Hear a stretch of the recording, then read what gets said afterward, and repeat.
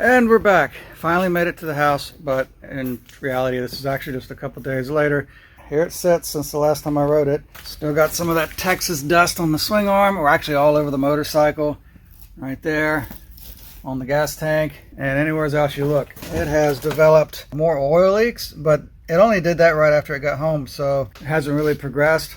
So, you know, it stopped leaking, so who knows where that came from. It might have something to do with, you know, me passing every logging truck that got in front of us on those 2-lane roads in Louisiana. It seems like everybody in Louisiana on those 2-lane roads likes to go under the speed limit, so I had to get around them, and I know I went against my better judgment and went above 70 one too many times and did this. I think I probably said I broke my exhaust bracket. To get home, I had to put, well, you know, it was the best thing I could think of, hose clamps on here to hold on to what's existing on the bracket back here. See, I had 5 of these hose clamps on here, and every 100 miles it would pop one off. They'd just pop it off like candy.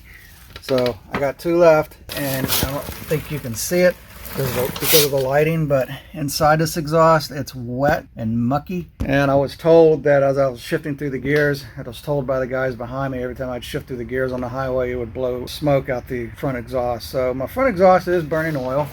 No doubt it's also getting oil past the exhaust valve that's unburnt. And I'm told that's kind of normal, but I don't know. How come the rear exhaust doesn't do it? I don't know. I really don't know the history on this bike other than what I've done, and what I have not done is I've never been into the top end.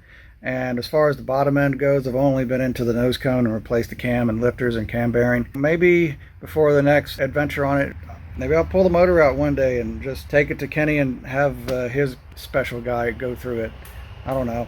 But you gotta love old bike stuff. Anyway, I wouldn't trade the experience for nothing else in the world. In fact, I'm so eager to do it again. There's just something about old bike stuff that's more adventurous than modern stuff. To me, that is. I'm not telling you what to do. I'm not telling you this is the way to be. This is just adventurous to me.